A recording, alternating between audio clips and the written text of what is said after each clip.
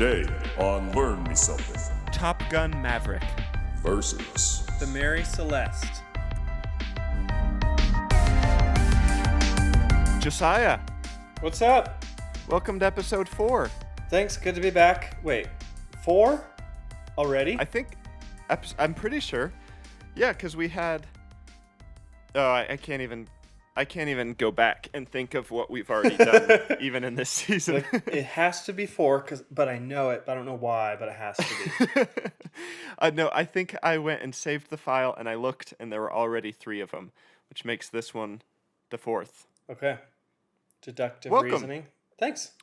To kick us off, did you hear about Patagonia? I did. And you know what's funny? Wait, go ahead. You fill people in.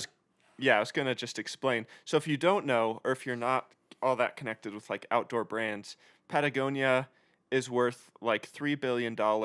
And the owner, Yvon, forgot his last name, very famous. What is it? Chenard. Very famous dude, super good climber. Made this company, made it huge. He just donated the entire company to an environmentalist protection nonprofit. How crazy is that? That's crazy. I knew who this guy was before this came into the news, before he did this. Because last episode, I believe, it was, I talked about meeting Jimmy Chin and watching his film that he premiered at Telluride. And Yvonne was in this film. So it's about the woman who was this former CEO of Patagonia and her husband. Oh. And so Yvonne was really good friends with her husband.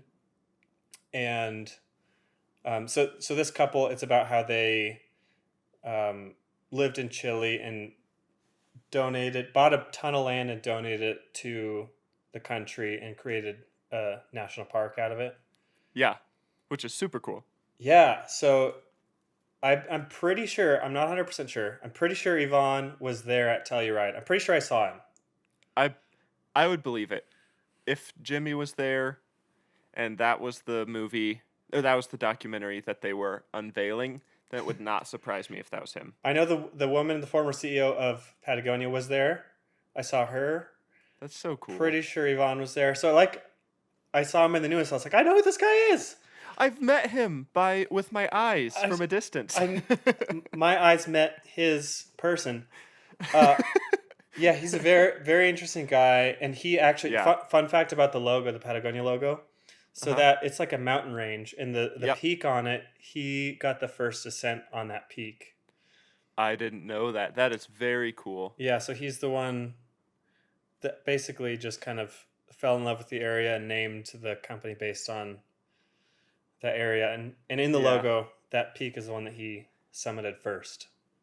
The intro of this episode is kind of just like fangirling Patagonia and Yvonne.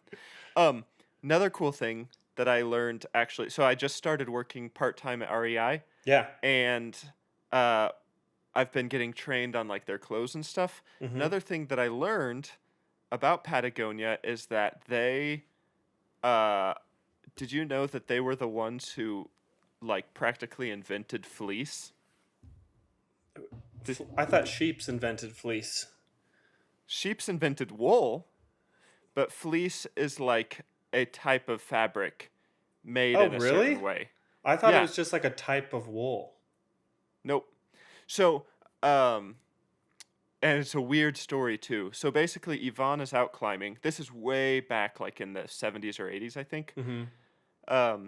He's out climbing, and he thinks, I need something warm.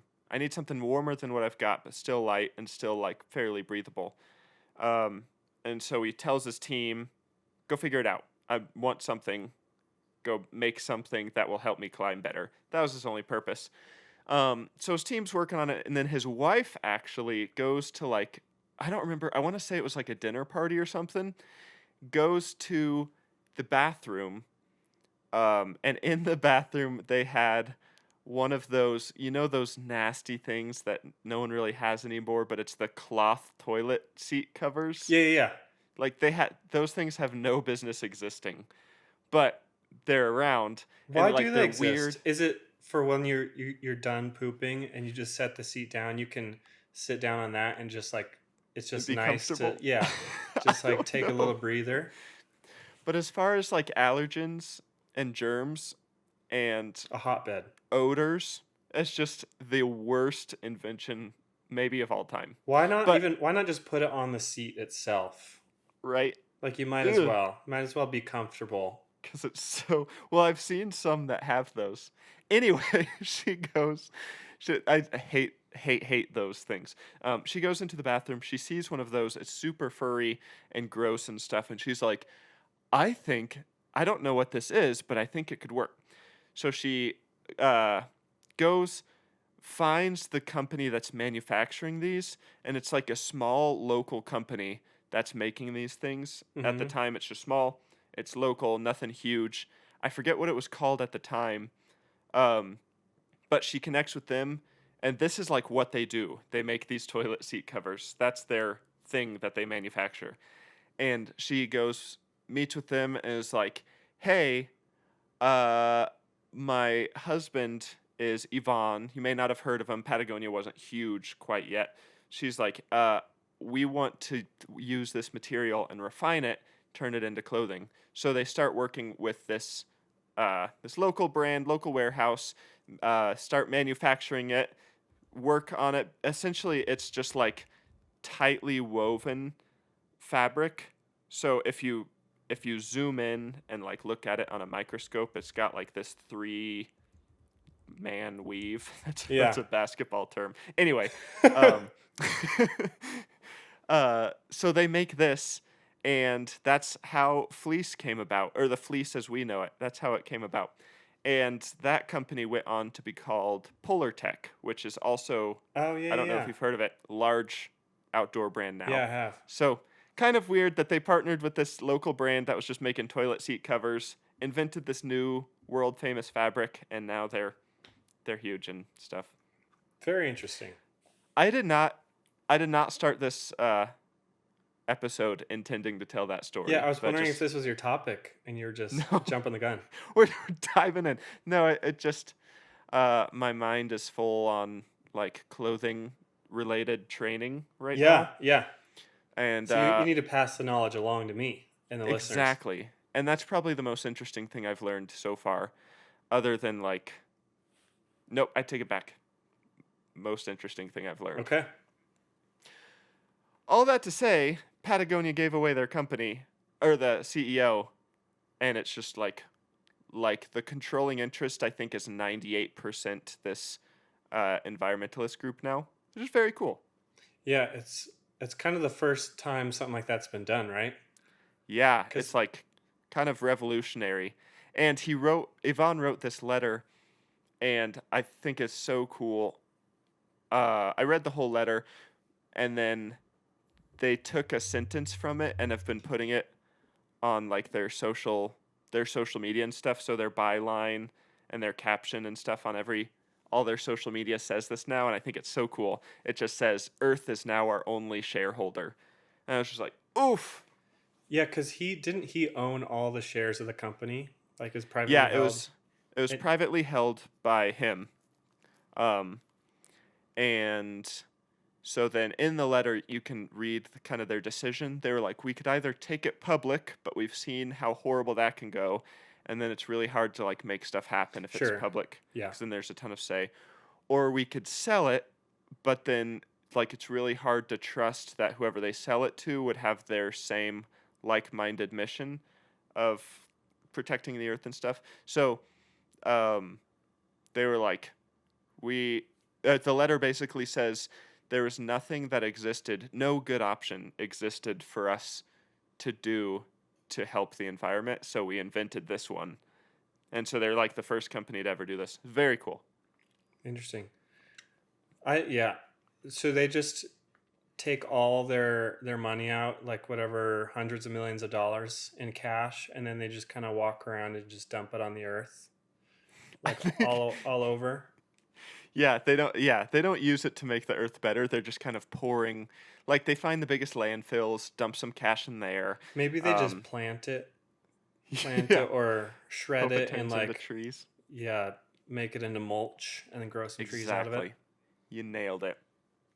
Should we move on to more learn me something related stuff? Yeah, if you're listening to this, listener, and this is your first time, this is usually a competitive teaching podcast where we each teach each other about a thing, and then we have you as a listener decide who wins and who loses. Yep. And I lost last week, just barely. Yeah, you did. It was close. And we did a vote on our social media, right? We did a vote to see what people wanted the punishment to be, and then we chose did. the top one. Yeah, a couple of them. So the two options were change the language on your phone for a couple days, or wear your wife's shirt for a day. And the funny thing, I mean, we're both significantly taller than both of our wives, Yes. and It would be very uncomfortable to wear one of our wives' shirts. yeah. Oh, it was. Let me tell you. Oh, is that the one you did? And okay, here's the story. Okay. So okay. I put a poll out on Instagram. Yep. We had 52 people vote. Yep. And the funny thing about a even number is it can be split perfectly 50-50. Was it a tie? So that's what it was, a perfect tie, 26 to 26. So I was like, I'll just do both of them. So I got on my Good phone, for you. changed it to Italian, and then good choice. the next day or that night, we went to the closet, Abby and I, and had a little fashion show. And I like strutted the runway a couple times, did some twirls. She had this one flowery shirt that I haven't seen her laugh that hard. Maybe ever. And Please tell me there's photo proof. Oh, not only is there photo proof, there's video proof. Yes. I'll send it to you right now, and I'll post this on social media with a little music. But that's at Learn Podcast if you're new to our podcast. yeah, we ended up going with a pink tank.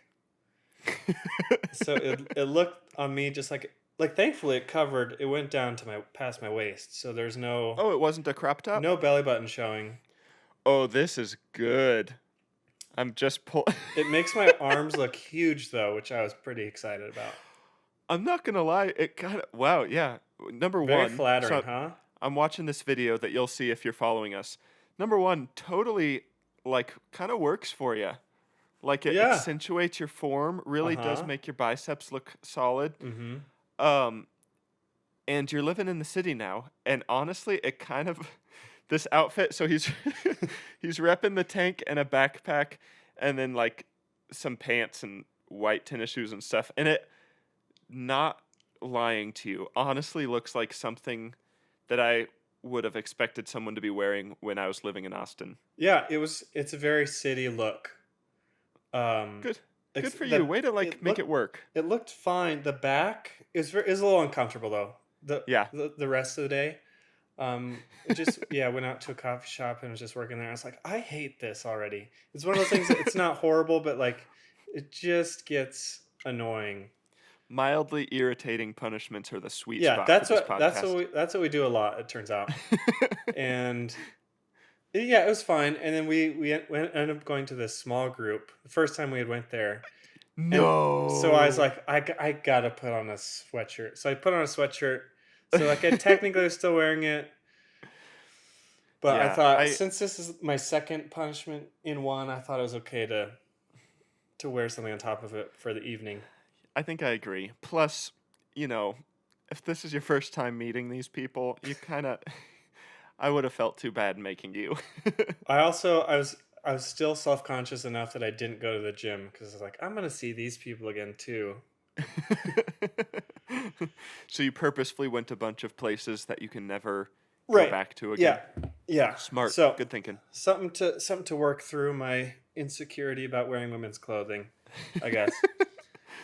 And then the phone, language change. Really how did that go? Really not bad. The only thing when I first changed it, I got a notification from my mom, and it said Uh-huh. like "Ciba de Moro" or something, and I was like, "What is she texting me?" And so I clicked on it, and it started calling her, and I was like, "Oh, Uh-huh. I don't think that was my mom sending me a encoded message. I think she called me, and it said missed call in Oh. Italian." That's funny. So I figured out that.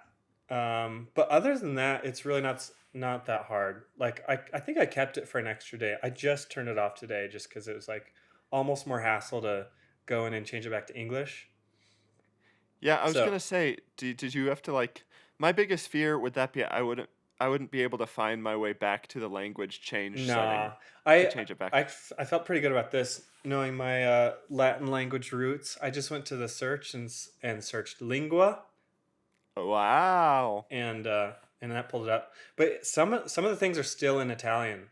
Like it's Really? mostly back to English, but some stuff is still in Italian. Like hasn't switched back That's yet. fun. And the only words I learned since starting it were fine, which is done, and I think Uh-huh. that's it. Well, all right. Yeah. So it's That's not funny. super practical, but I bet if you want to learn like Mandarin or something, it'd be a lot harder. Yeah, if you picked a language that didn't have like similar roots. Yeah, yeah. But not bad. Nice. I'm So glad I'm glad that all this happened, and I'm glad you got a video. I'm really excited for our listeners oh to yeah, to see it. I made a little edit. I like had Abby film me a couple different places, did some poses. It was great fun. I love that. Anyway, I wonder since if people out and about thought you were doing like a fashion line release. I hope so. Me too. Yeah, a couple people stopped and said, "Hey, can I buy one of those soon? What's your website?" Hey, I've got this. Would you be interested in starting a new label with me? And I said, "Hey, not in your wildest dreams, buddy. I work alone. Hey, you have no idea how much I'm worth. Get out of here. I don't need Go you." back to your kind. What do you say we do some competing? Let's do it. You This is won a last competing time, pod. so you got to choose who goes first. Yeah, we've got this trend, and I want to break it, but I also. It's funny. So if you haven't listened to this podcast before, the winner gets to choose. The winner of the previous episode gets to choose who goes first. And we do this every time, but we both always choose going first. So Yeah, maybe if you win, should you get almost to go just- first. yeah, we should just change the rules to Yeah, that. yeah. Anyway, I would like to go first. Okay. Um, and this was just a fun one. Not a whole lot of real life application necessarily, but a topic that I've personally, as a videographer, found very fascinating. And last episode, you got to talk about film stuff, so I kind of wanted to turn. So is it okay if I have a Jealous. turn? Yeah, go ahead. Cool. I'm going to talk about the filming of Top Gun Maverick. Oh, seen it? I have. And I know a lot. It was like huge when it came Yeah. out. Everybody was talking about it. Oh, Everybody yeah. loved it. Obviously, if you haven't seen it, I'm sure there's going to be spoilers. So if you care about that, go away. I'm going For to do... now, and then see it. Oh, yeah. Two prefaces. One, I'm going to do my very best to not spoil anything plot-wise. Two, I will warn you if there is something. Does that seem Okay, fair? that's fair. So people can skip ahead. Yeah, yeah.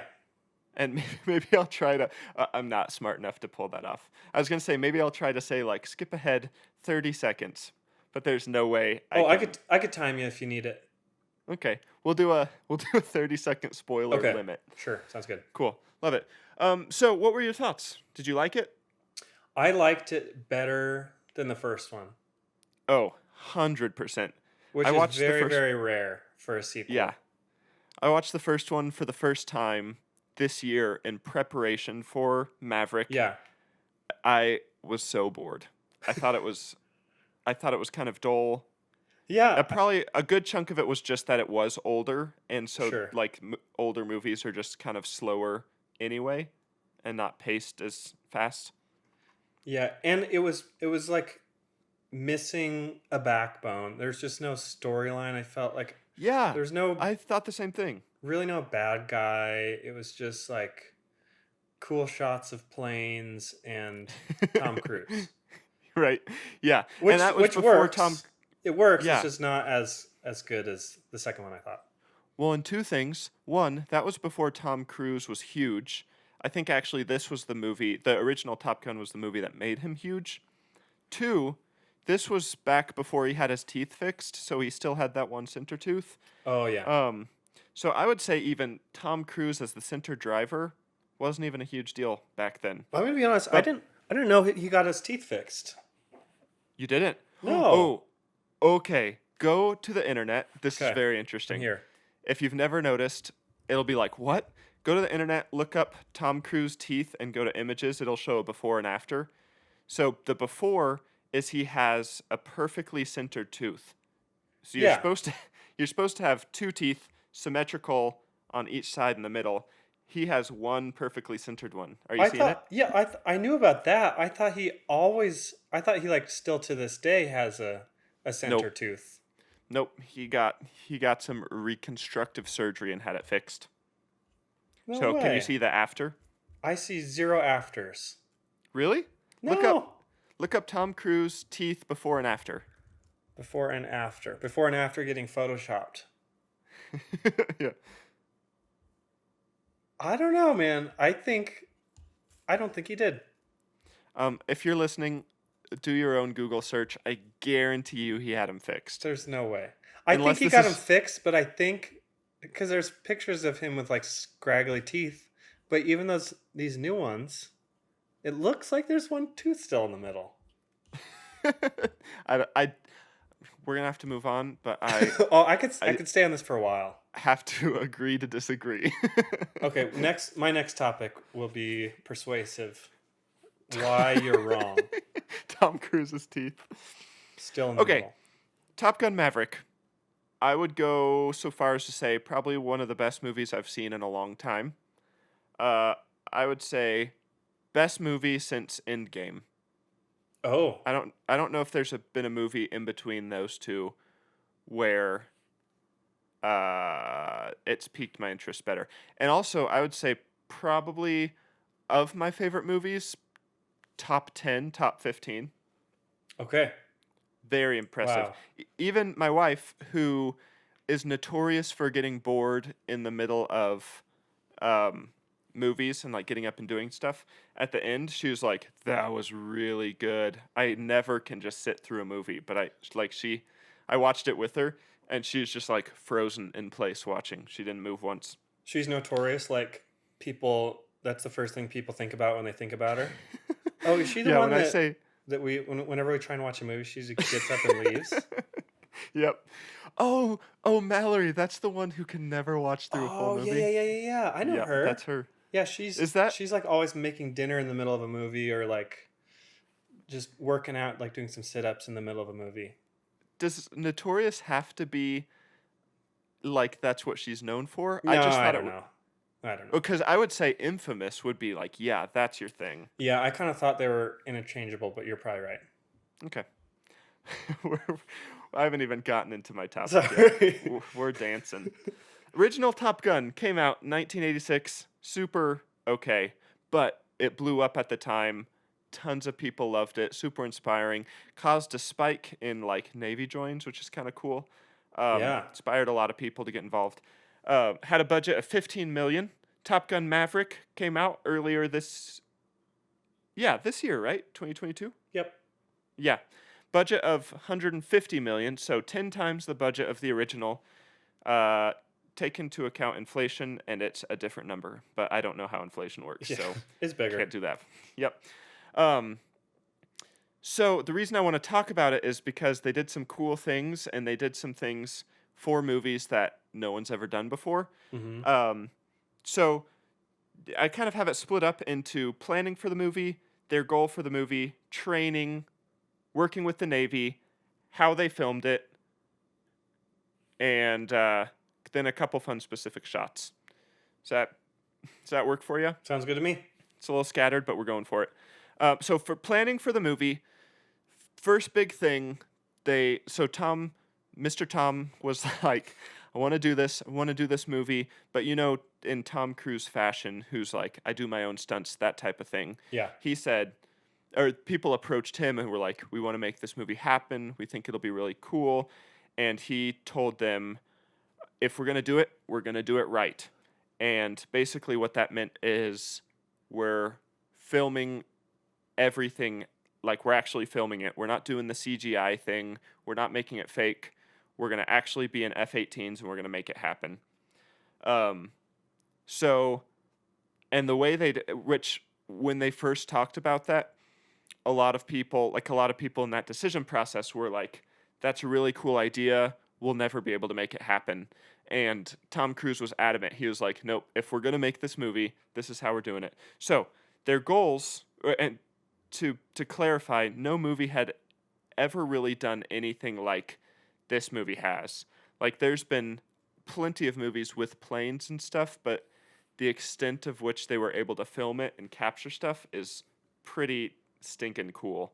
And so no CGI was the big thing, which, if you don't know what that is, it's like animation, visual effects, basically making things fake, trying to make them look real. Think every movie Marvel's ever made, and that's what CGI is. Right. So other movies had used like GoPros and action cams, pointed them back at the pilots, or pointed them back at the actors, and that's like the best they can do. Most of those, the planes aren't even in the air. They've just got planes and on the ground with green screens, and that's how they're doing it. And so Cruise watched some of this stuff, and he said, this is a direct quote, he said, if we can't do better than this, what's the point of making this film? So that brings us to their goal. No CGI, actual in-flight, the actors have to be in the planes, every shot has to be full IMAX quality, and if they're going to do it, and this is another direct Tom Cruise quote, if we're going to do it, we're going to fly in the F-18s, which is the main plane of that movie, if you've seen the movie. Yeah. So that alone is going to be a huge feat, and the way they do it is super cool.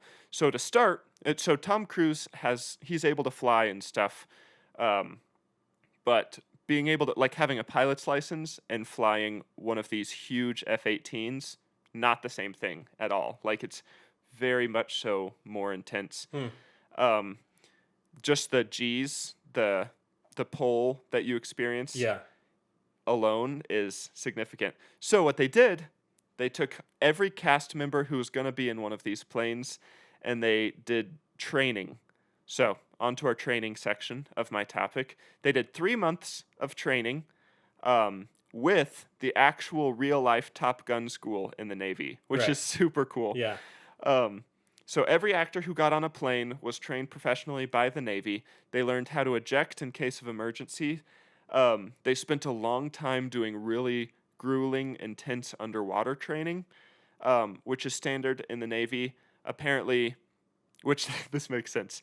So if you eject, you're ejected in your seat from these big jets. You fall. A lot of times you end up in the water, and so you have to be trained for what to do when you land in the water. Right.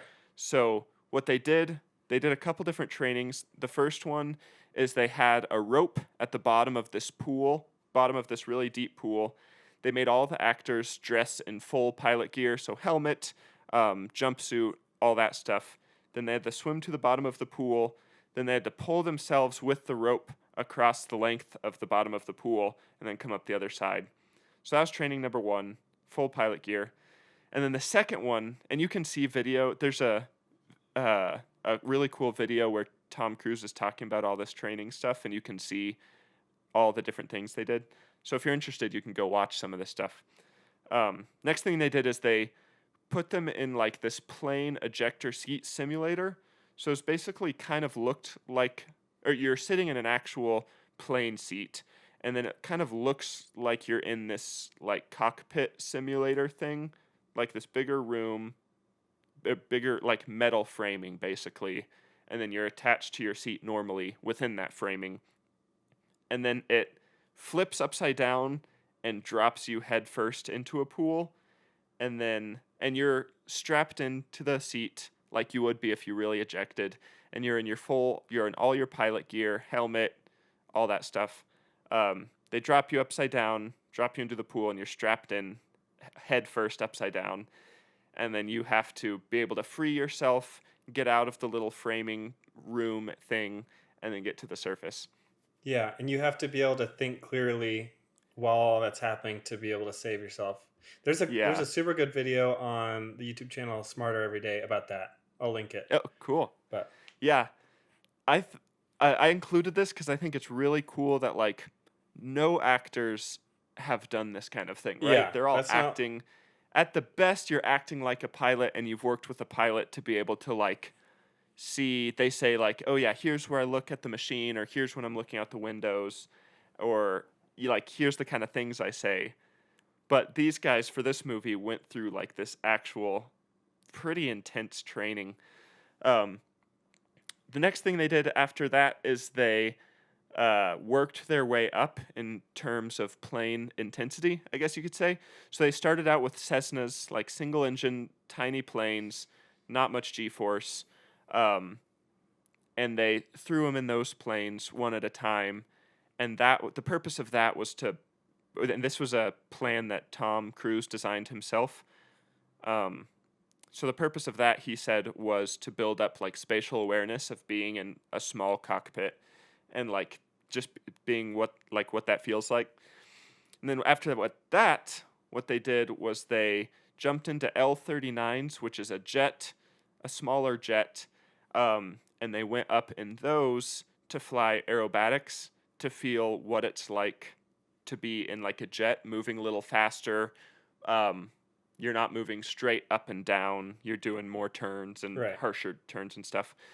And then after that, they finally train in an F-18 Super Hornet, which is the main plane of the movie. And those bad boys are huge and very intense.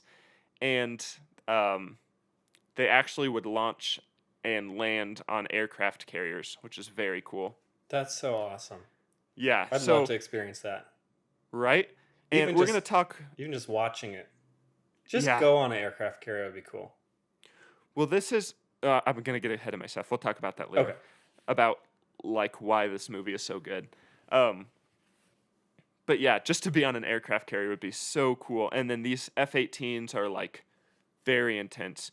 And what's interesting I learned is there's actually... I forget what it is. I want to say it's like an F-32. But if you're a pilot and, like, know stuff...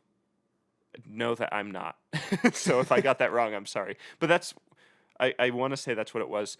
Are actually a much more modern plane than the F-18. But the bigger number. U.S. And yeah, it's a bigger number, right? It's got to be. But the U.S.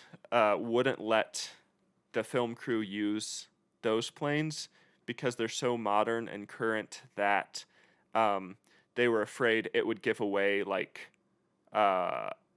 what's the word I'm looking for when it's like information you don't want out? Classified, yeah. Like classified maneuvers and statistics about this plane. So they had to use these F-18s instead, but very big, very fast planes. Lastly... They're like, you can use the F-32, you said? That's what I think. That's you can what use the F-32 or whatever, but only the president can watch the movie if you do that. But if you want to release it to everybody, go with the 18. Yeah, right.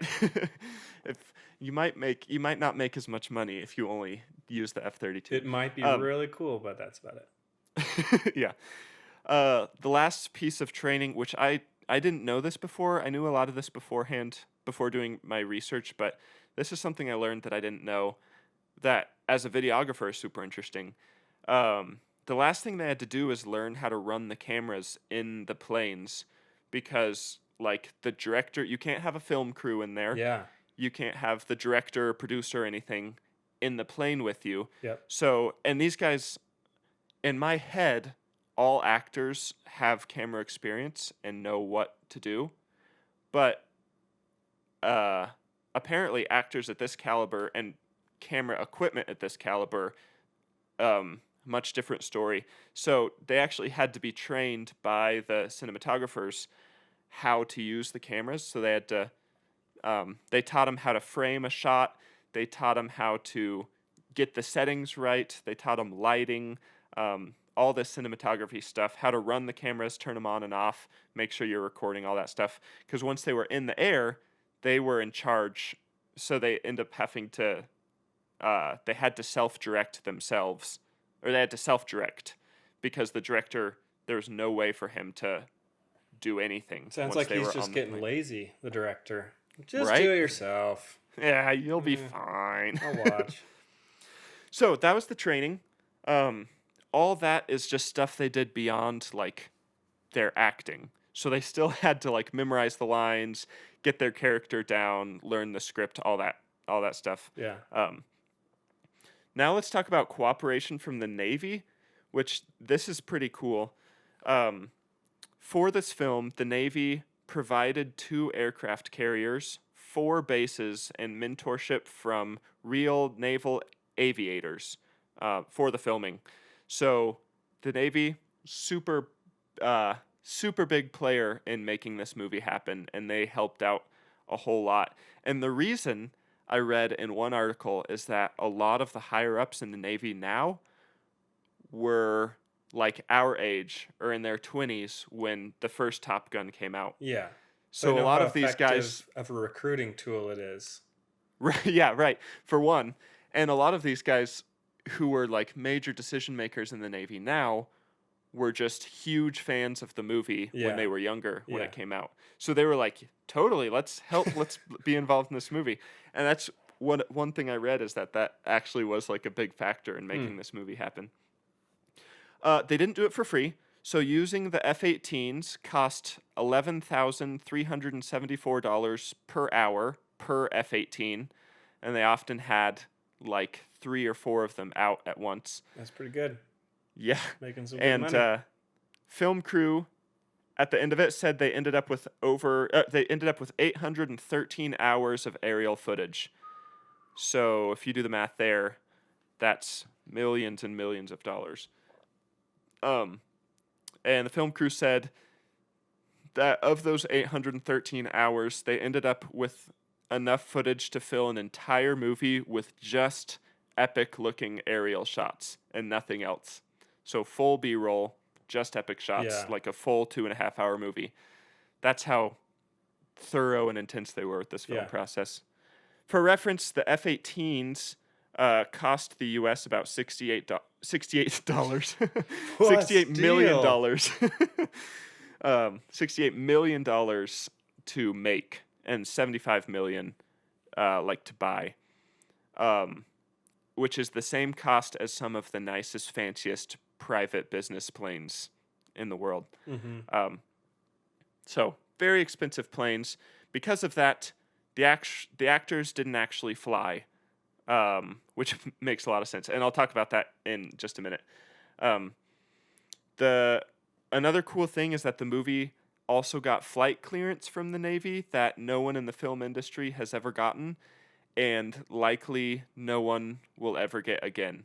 So, for example, the Navy, they forbid pilots from flying below 200 feet during training, which actually they had included.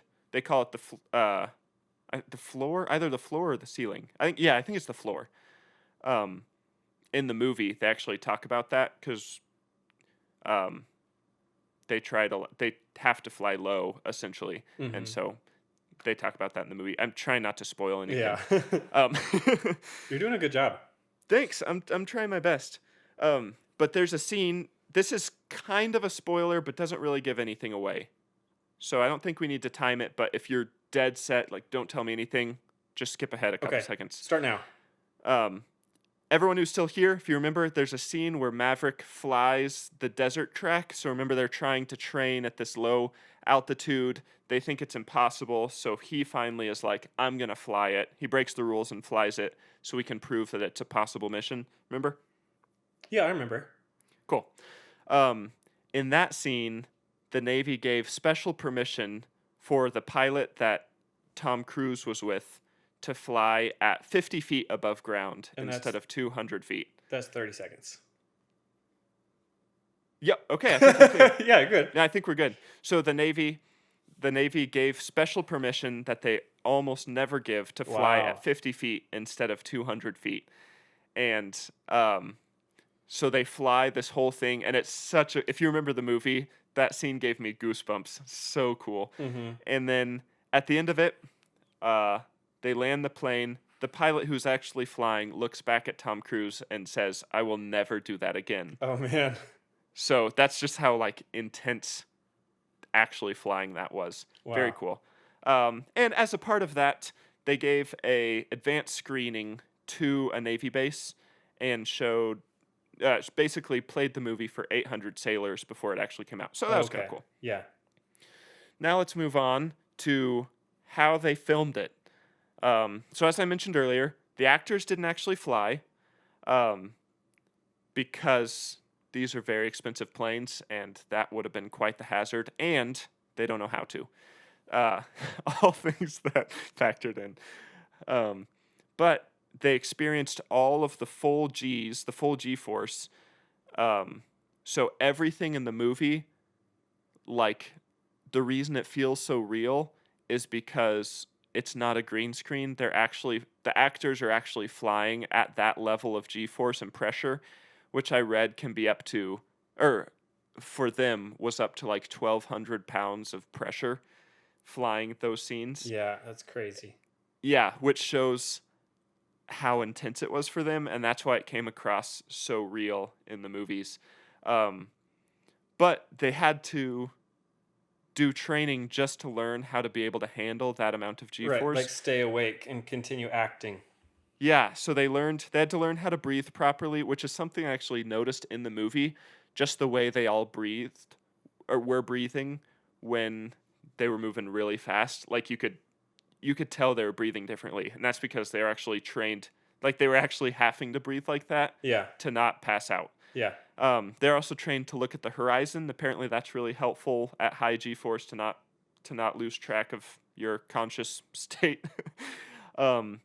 And then they were taught how to not throw up, but they were also taught what to do if they do throw up.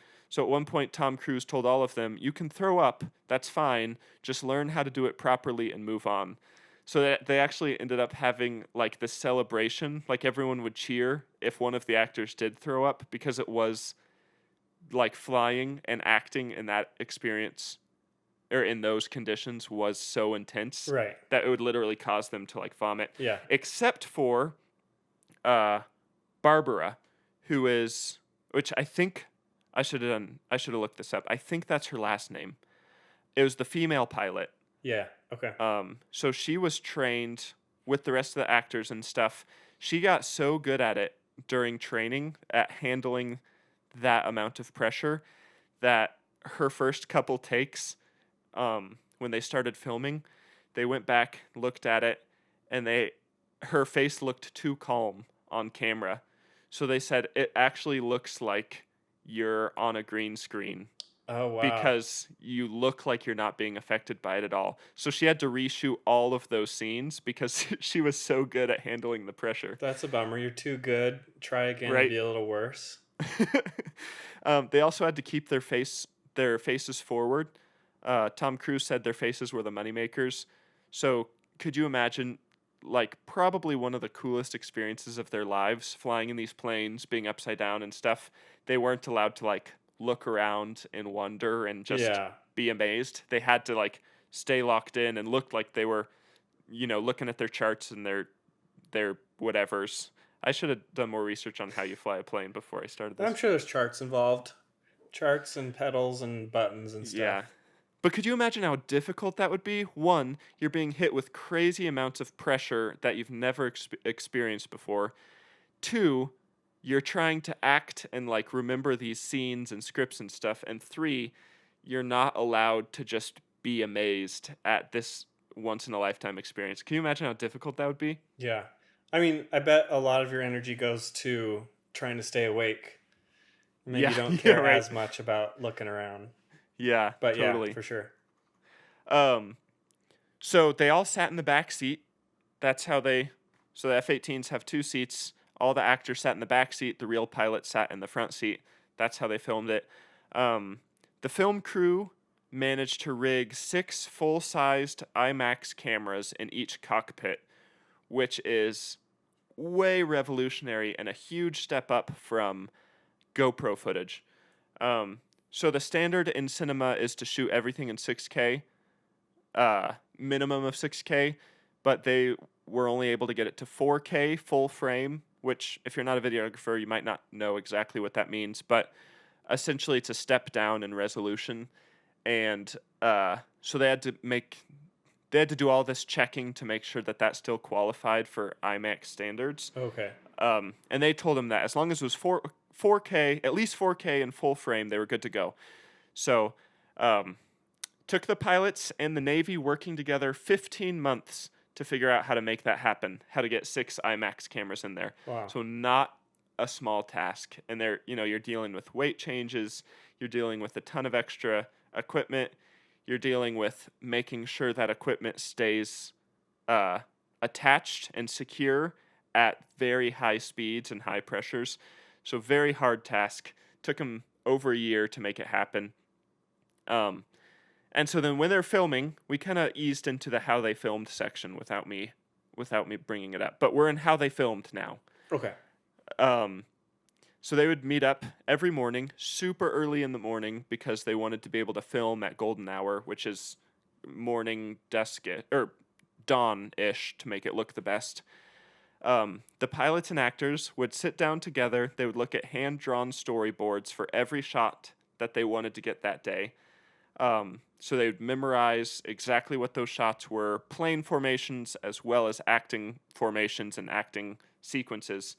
And then they would go and they would practice in a wooden mock-up of the cockpit until they had all the motions mastered. So basically the actors would have to be controlling their fake controls at the same time the pilots were controlling their real controls to make it look real. Oh, yeah. So they would have to be able, every turn they did would have to be in sync with the pilot. So everything had to be perfectly lined up. So they could basically fly a plane now. Basically, except they don't know how any of it works. Right. You can't, I mean, if they just change the controls to be to the back, the people in the back, It would just work out. Yeah. It'd be perfect. So after they practiced, after they mastered the motions, they would take off in these planes and they would fly until they were out of gas. And so the director would be working with them, but then the moment, like I said earlier, the moment they took off, there was nothing he could do because they would be miles away. Right. The best thing he could do would be like radio up and see their status and stuff. But as far as actually directing the movie, couldn't really do anything. And because of that, after they landed, they would have to take all the footage from every camera, from every plane, take it inside, throw it on a projector, watch. They would all sit there together and watch all of the footage to see what went right, what went wrong, what they needed to retake, what looked great, what was rough. Or like sometimes an actor would forget to like put their visor down, and so they'd have to do the whole scene again. All just like crazy stuff like this. Yeah. Everything has to be so detailed. So that's how they filmed the inside of the plane. To film the outside of the plane was a whole different monster. And the reason I'm saying all this is to just show like the pure revolutionary, like mass of a project this was to even make this movie happen, and hopefully help people appreciate it a little bit more because it's crazy all the stuff they did. So to get all these outside shots, Tom Cruise reached out to Kevin LaRosa, who is one of the movie industry's only qualified jet pilots. So he's flown in Iron Man, the Avengers, Godzilla. He's flown in SpaceX commercials, Amazon commercials, Apple. So he's the best of the best. Tom Cruise reaches out, says, hey, we need an aerial coordinator and a lead camera pilot. He says, I'm in. How cool of a job would that be? Yeah. I mean, I'm sure he said something as cool as I'm in. Oh, too. At least. Yeah, that's so cool. So his job was to make the outside shots happen. And when the planes dance. Yeah. What I mean by outside shots is shots of the planes themselves, and not so really essentially most of the movie. So not shots of the actors, but shots of the planes doing their maneuvers. Right. His team, Kevin and his team, spent 9 months building what they called the Cinejet, which is crazy. And so it's a modified L-39 Albatros, which, if you remember earlier, is one of the smaller practice jets the actors trained on. It's a 2-seater, meant mostly for pilot training. And what they did is they mounted a camera gimbal on the very nose of the jet with a huge field of view. So quote from Kevin, "It can look up, reach back very far, both left and right, look straight down, and even look under the L-39's belly at aircrafts that are chasing us. This is how we got those great head-on shots of the F-18. So essentially you had the F-18 performing the movie, and then you have Kevin flying this jet in an equally impressive way, following all this action. Yeah. I think almost that's more impressive than the F-18s, how they flew, being able to be in a jet, flying similar types of shots, all to get for the purpose of getting the actual video. It's always the videographer that never gets enough credit. Like in those survival shows with like Bear Grylls, the cameraman's doing everything that he's doing, but never gets the credit. And same with this guy. Yeah, he's doing flying all the maneuvers. He's staying conscious, doing everything everybody else is doing, but still getting the shot. Keeping up with these huge F-18s, it's crazy. And so they stripped out the back of that plane. That's how they modified it, and they put a monitoring station. So a camera operator, this is equally impressive to me. A camera operator would sit in the jet that's following the F-18s with his head like tucked down into a monitor and then a couple of joysticks. And so while the jet's flying, following the other jets, he's on like an arcade game looking machine controlling the camera, actually following the jets. Oh, okay. All while matching the same amount of G-force and like same speed, same turbulence, same rough air flight. And he's just like tucked in the back of this like very fast jet getting these shots and stuff. Did he have to be on the plane? Like, why couldn't they do that from the ground? I think he had to be on the plane. I don't know why. My guess is it would be a signal latency issue. So if they're miles away, I guess they do fly pretty fast. I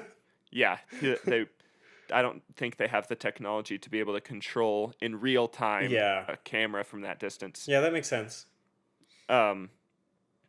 So that's number one. That's the one plane they made, was the L-39. They also made, and then they had these cool names for all of them. So that was the Cinejet, which is a revolutionary, no movie has had something like that. Then they had a highly modified Phenom 300 business jet, so a private jet. And they called it the camera ship, which is just so cool. That is cool. On the camera ship, and this is a big, like this is a 10 to 14 seater private jet with leather seats and a mini bar, like very fancy. Oh, wow. Yeah. So they tore out the inside and attached two similar monitor things so two operators can be in there at the same time. And on that ship, the camera ship, they attached two gyro stabilized camera systems. Both were 300 pounds that were 2 feet round. They attached one to the nose of the ship, and then they attached one on the tail so that they could get a couple different angles. And took them 2 years to engineer it, something that could withstand, like they're flying at 300 knots, very fast, something that could withstand that amount of pressure and not tear the plane up, because 300 pounds on the nose and 300 pounds on the tail. Yeah. Designing something that would be able to still fly and be able to use that, pretty crazy. So Yeah. engineering feat right there. That's cool.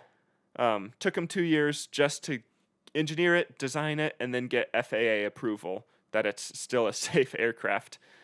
And then Kevin said that since the camera systems that they put on it were so good and smooth, they ended up, this is a direct quote, running the Phenom 300 through aggressive aerobatic rigors where a Phenom 300 has never been before and probably will never ever go again. So this huge private jet would follow like 10 to 15 feet behind the F-18s, and it would do the same big like nose dives and crazy stuff.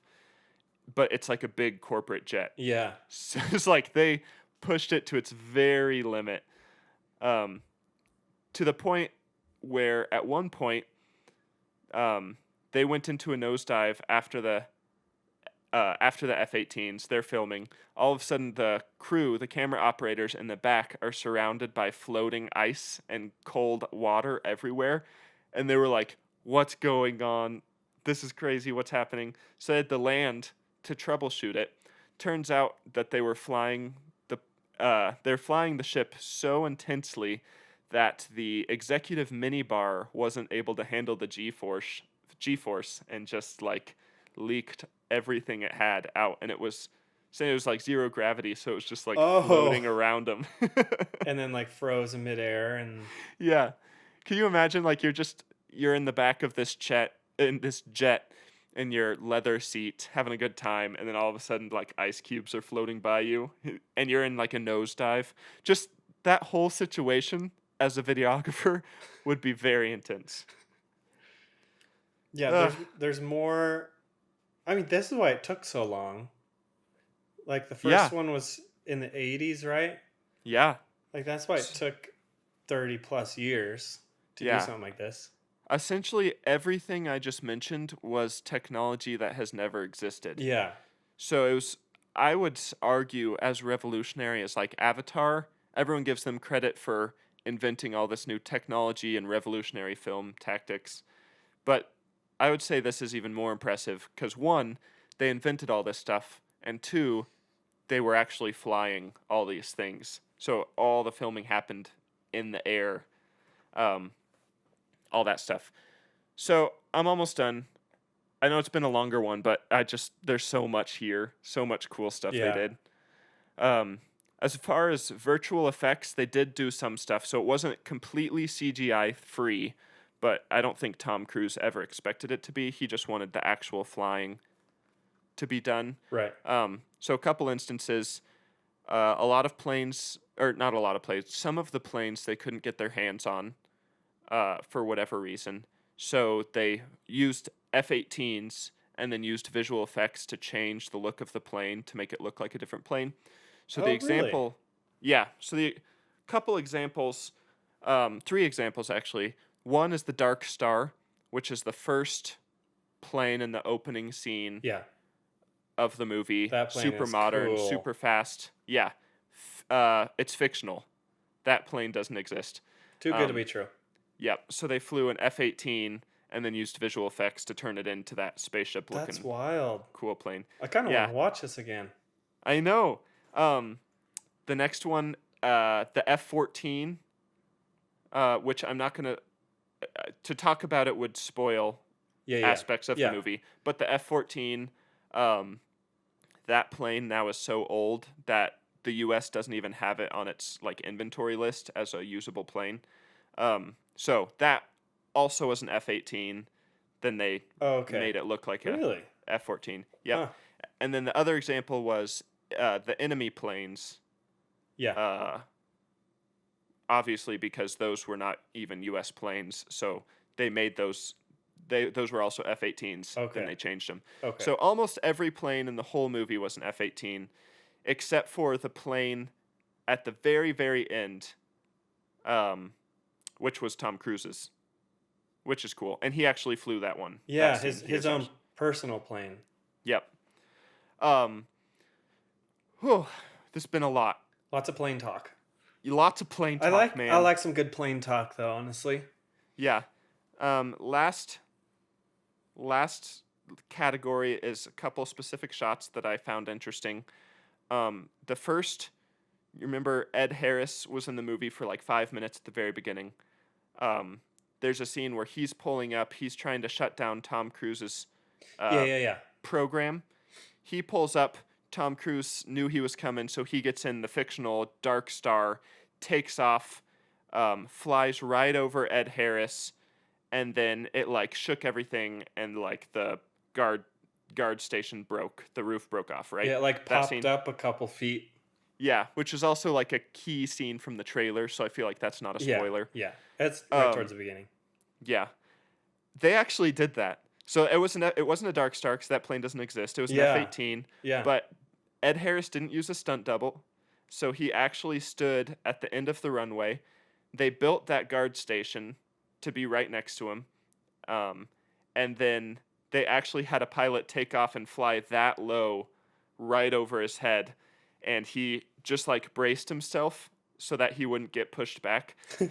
And the coolest thing, or the funnest thing about that to me is the guard station wasn't supposed to break.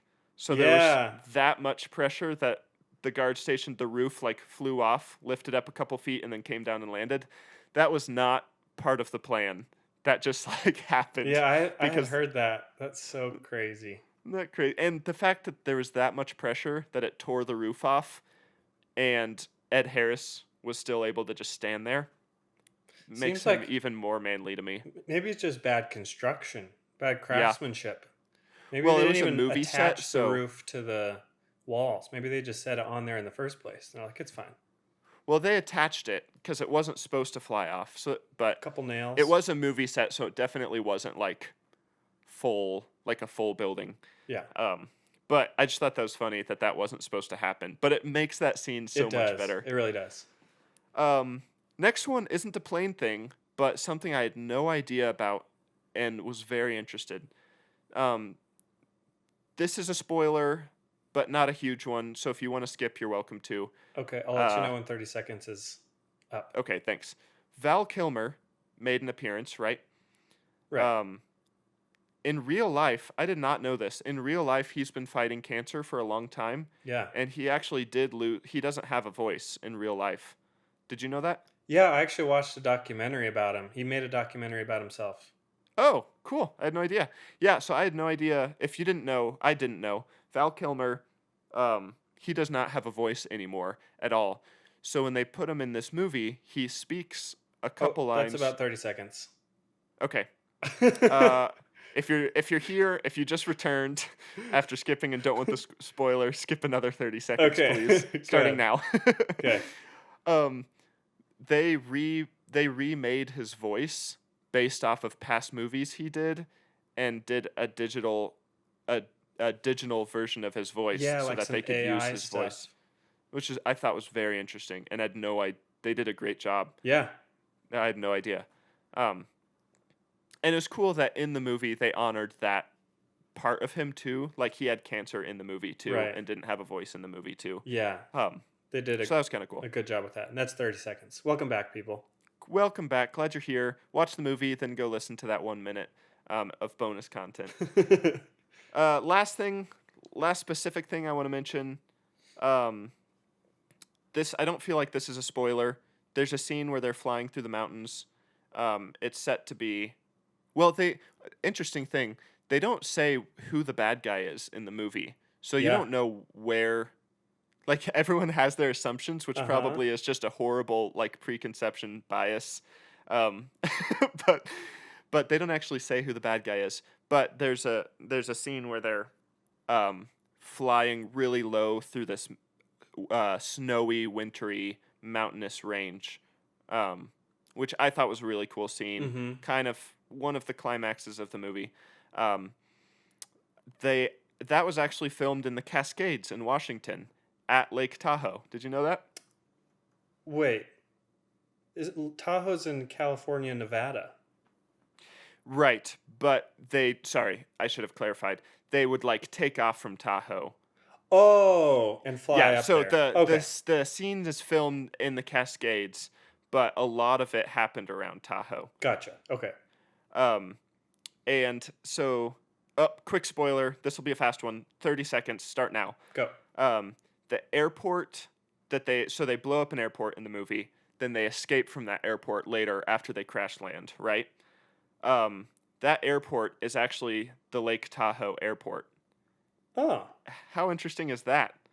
huh. So they used that airport to film all that, and then changed some stuff with visual effects, of course. Um, Yeah, okay, like the chameleon effect yeah, that they've been doing the rest of the movie. Okay, yeah. welcome back, people. Welcome back. There's also some bridges that they fly under. That was CGI. I thought maybe that was real, but I could not find anything saying it was real, and that would have most definitely been something that they discussed had it have been real flying. So that was CGI'd in. Okay. Other cool thing is they had to refilm once because the pilots and the actors were getting emotional because the flight through the Cascades was so beautiful and like so breathtaking that they got emotional and had to like redo the scene. I think that's kind of fun. Fun little fun fact for you. That's maybe that's why they said no. You can't turn your head. Yeah, Just don't look at anything. It's too beautiful. you're gonna handle cry. it. It's just too gorgeous. That's it. That's how they did everything, and is crazy. And they got Navy clearance that they'll never get again, likely. Except for a third one, maybe. Except if they did a third one, which honestly wouldn't surprise me. I hope they don't, but it wouldn't surprise me. Yeah. And they invented all of this technology, and basically it's a huge win for cinematography, and it's a huge win for realism, and it's a huge win for like flight in general. Like there's so much, and engineering, so much went into all these different aspects just to make this one movie happen that I feel like a lot of people were like, that was so good. Yeah. But I just wanted to bring up how incredible and how unlikely it is that this movie could even happen in the first place. And so I'll end with, I'm a huge fan right now of movies without CGI because it feels so much more real. Mm-hmm. Like you can 100% tell. And even Tom Cruise mentioned, he was like, we could CGI this or we could green screen this, but viewers can tell so obviously what's real and what has been like digitally done. And they're like, you don't get the same rush or the same sense of like you're in the story with CGI as you do with stuff that was filmed in real life. And I think that's why I love the movie so much, because it was like a seat gripper the entire movie because it felt so authentic. Yeah. Props to Tom and the team. Props. Yep. You have my applause. Did you see, like, I think just a couple days ago or within the last couple weeks, they did a special screening of this movie at some film festival, and Tom Cruise announced it from a plane. Did you see that? No, I saw there was one of the premieres. He flew a helicopter to the premiere and landed it and got out. I love and that was cool. But no, I didn't hear about that one. So this one, he's in a biplane with the wings above and the wings below, like that type of thing, I think. Oh yeah. But it's one of the ones where you have two pilots, one sitting in the front, one sitting in the back, or at least like there's a spot for two people. And so there's a guy in the back flying the plane, and Tom Cruise gets up out of it and is like standing there holding onto the wing, and he's kind of like kneeling on where. So there's like the little hole where the person sits, and he gets up out of that and kind of kneels on the top of it, holds onto the wing, and the sound quality is horrible because they're flying it because it's so like fast. Yeah, and they did some kind of editing to the audio so you could hear him, and he announces the movie, and they're just flying. It's so cool, and they're just over these rolling, hilly, tree-covered mountains, and just kind of like promoting the new Mission Impossible movie too, I think. Oh yeah, that comes out next year. 8.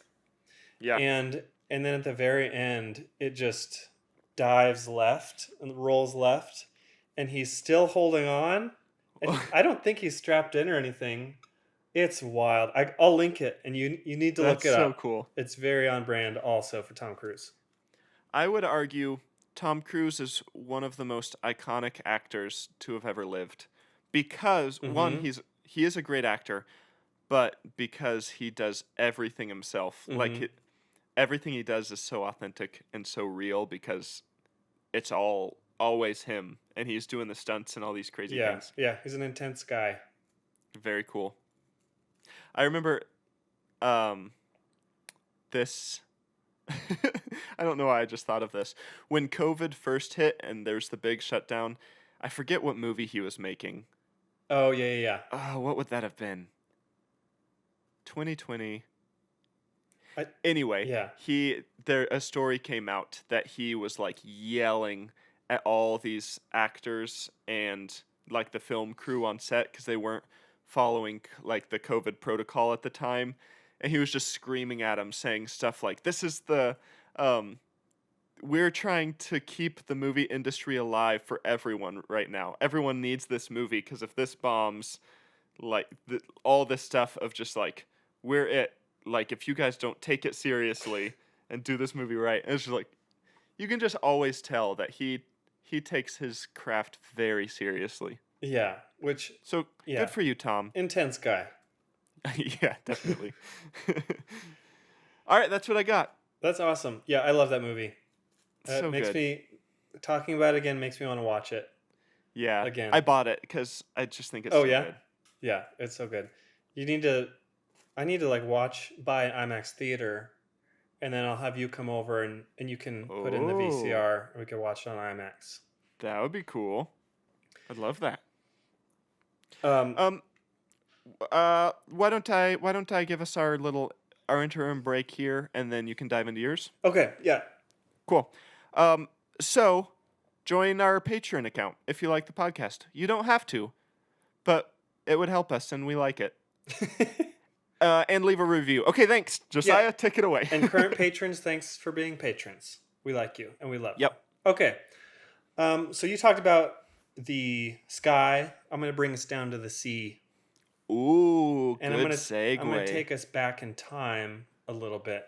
Okay, to 1934. No, a little earlier than we normally talk about. Oh, 1872. whoa! We haven't Captain, dove into the 18s yeah, in a bit. real old. Captain Benjamin Briggs. Here's a setup. Yep. He left New York Yep. in November of 1872 aboard the Mary Celeste. This is a ship, I know this a one. water ship. How much do you know about it? Not a ton. It's on an extensive list of topic ideas I have, and Okay. I did like a quick Google search, but I do not know much. So I'm actually very excited. Okay, that you're we're gonna doing go it. through this then. This is a good story. So he's on board the Mary Celeste with his wife, his daughter, and 7 crew members. Yep. They were hauling 1,701 barrels of alcohol.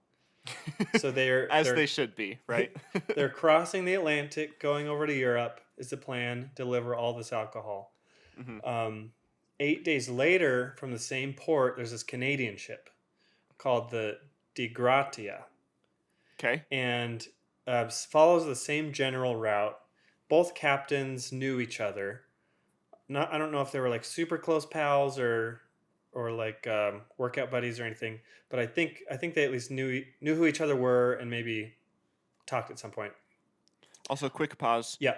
If you hear something on the recording, it's because I've been playing with the Slinky this whole time, and I just realized that maybe it's making noise. I've had my headphones on, so I haven't been able to tell. But if there's been weird noise all episode, that's why.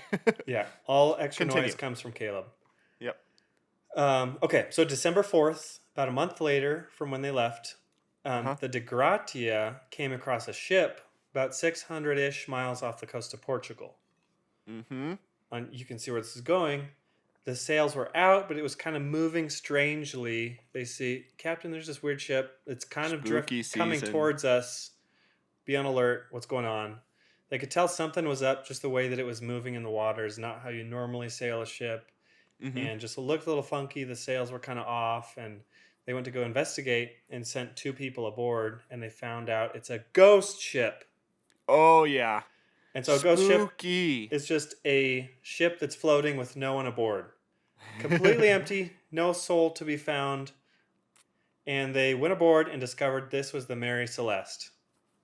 Dun dun dun Dun, dun dun, dun. dun. Okay, here's the evidence that we've got. Yep. Hit And me. we're gonna talk about some theories and see if we can solve this mystery. Love it. Because today, still unsolved. People are not sure. These people have never been found. Yeah. The passengers of the Mary Celeste, and very interesting story. So here's the evidence we're presented with. The sails were partly set and in poor condition. Mm-hmm. Some were missing altogether, and much of Okay. the rigging was damaged with ropes hanging loosely over the sides. So it's Very not, spooky. not a I'd be very complete scared. wreck. Yeah, not a complete wreck, but very disheveled. Not something a captain would take pride in. Yeah. Not something Tom Definitely. Cruise would take pride in. No, Tom Be Cruise would be freaking out. yelling. Yeah. The main hatch cover was secure and closed, but the fore and lazarette hatches, no idea what those are, but they're extra hatches. Yep. They're open and their covers were beside them on the deck. Oh. So you'd think Something if there's like went a down. storm, you'd like close those, but maybe they came out. Yeah, we'll keep going along. The Yeah. ship's single lifeboat was a small yawl, and it's A not small y'all. it's not like you all. It's spelled YAWL. Yeah. It's just a little yawl, and a small lowercase a y'all. little yawl. Y'all here, and then It's a little y'all. that had apparently been stowed across the main hatch, but it was missing.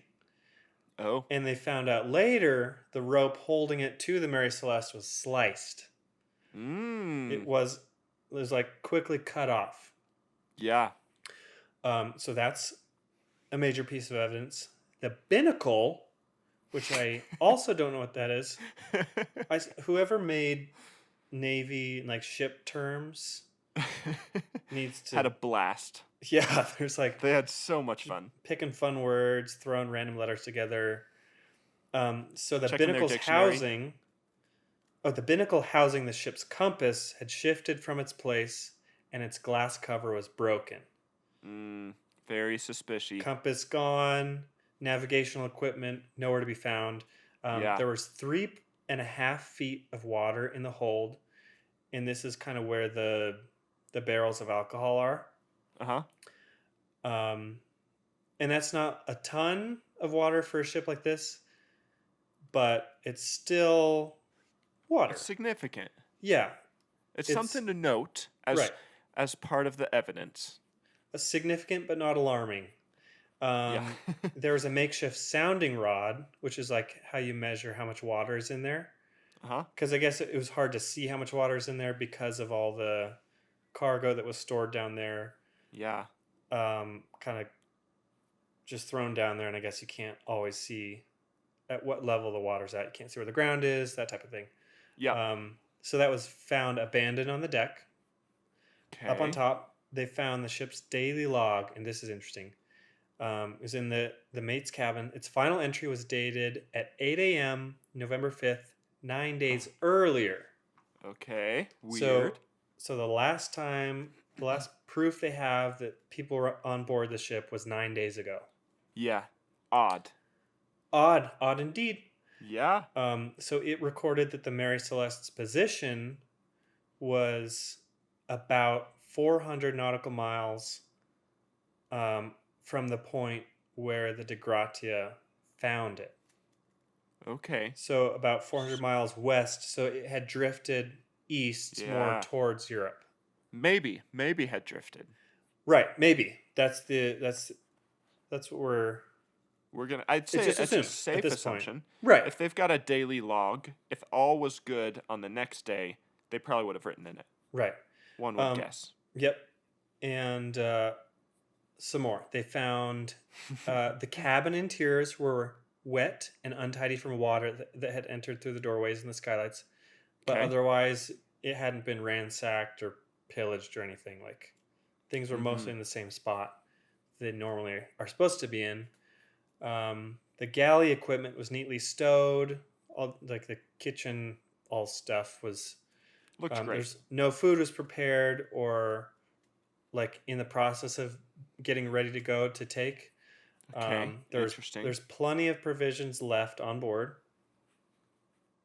No obvious signs of fire or violence. Um, some people it looked like there's a orderly departure from the ship. Okay, So far, it looks like people got out, hopped on the lifeboat real quick, and headed out. disappeared. They And did. the ship looks okay. Ship looks okay. There's the De Gratia had 8 crew members on board. 4 of them, the 4 most experienced sailors, got on the Mary Celeste Mm-hmm. and sailed it back, and then 4 of them stayed on the De Gratia and kept sailing. So they brought both of them to the destination where they're trying to go. Very kind of them. Yeah, I mean, part of it is the ship insurance. People that bring it in can get some of that money. If you recover a ship like that, there's money to be. They weren't out for. Maybe they went out to be nice. Maybe, but there's also money involved. Right. And so they brought it back, and they kind of had this like council, this courtroom session. Like, hey, what happened to the ship? Yep. Let's figure it out. Here's the evidence. What do we think happened? What do we know about the people? And from what it sounds like, the guy kind of running everything, was like, one person described him as his IQ and his confidence were inversely proportional. Low IQ, high confidence, basically. Yeah. Just somebody's you gotta opinion. love it. Love those guys. So they're trying to figure out what happened. This judge, seems to think there's foul play. He's like trying to write this action thriller movie, or at least trying to make something interesting for his memoir one day. Something to quote to Tom Cruise to film in. Yeah, trying to get a script that he can sell for a ton of money. Yeah. And he's kind of like, well, there's like some blood on the rail, like that had to be something, which they later found out not blood, just looked like blood. And he's like, well, this guy's just hoping for something. There's a hatchet. There's like a gash in the railing too. Looked like a hatchet could do that, and like, could be literally anything else also. Yeah. Yep. And there was like gashes and marks on the hull of the boat. He's like, that probably somebody did something nefarious, then went to the front of the boat, just scraped it up to make it look like it was a shipwreck or something. Right. And they're like, well, seems like a stretch. First of all, that's just normal wear and tear that happens on boats sometimes, apparently. Yep. And why would they do that and leave the ship pretty good condition? You know? Yeah. And there's all sorts of supplies they didn't take. Right. So if they were pillaging, you'd think they would have grabbed some extras. You'd think. Yeah. It's very suspicious. And also, I would add in, if it was some sort of attack or piracy or something like that, there would have likely been some blood. Like no one sees the pirate ship and is like, well, they got us. Let's go. Like they maybe put up a fight, someone maybe gotten scuffed, and there would have been blood somewhere, surely. Right. You'd think, and along with the piracy thing, there was still quite a few valuable items left on the ship. Yeah. Like if somebody comes to grab some money or expensive stuff and take it, they didn't do a very good job. There's horrible pirates. Which is more likely than good pirates. Bad pirates, yep, more likely than good pirates. Pirates first day on the job. First attempt. Yeah, first try. They left like, shoot, forgot to grab stuff. We just kidnapped a bunch of people. That's it. We totally skipped the best part. Oh. Come on, Jimmy. Can't believe you were the guy in charge. Maybe they tried again and did a little better next time. Yeah, hopefully. I hope they're out there doing good things. Or they're, I guess, descendants. Yeah, and they even forgot to send a ransom note to these people's families. Yeah. Amateur hour. Crap. Okay, well, let's try again. We'll take what Well, we no, learned, we'll get the next ship. take some notes, have a little brainstorming session, try again. Um, so yeah, likely pirates. No. Not the case. Yeah, Um, I don't buy it some people think personally. it was some kind of insurance fraud, like the captain and the captain of the Mary Celeste, Briggs, and the captain of the Canadian ship De Gratia Working kind of together. went in on it together. Yeah. Couple issues with that. Captain Briggs had a son that was left behind. Seems unlikely that you'd take your daughter, leave your son, because there's been no Yeah. evidence that these people are around anymore. Yeah. Kind of just abandon his son. And also, why would these two stir up such a big mystery? Like, you'd think you'd try Yeah. and make it a little more open and shut. Like, Make oh, it, give it the evidence it needs to just be Right. like, this is what happens. right, Yep. and not leave it so open ended. Totally. Yeah. So I don't that- think it was that either. I don't either. Some people think maybe like a water spout, iceberg, sea monster. Would have been more evidence if any of those happened. Right. Would Kind have of your been more supporting. natural disaster, act of God situation. Sea monsters, not real.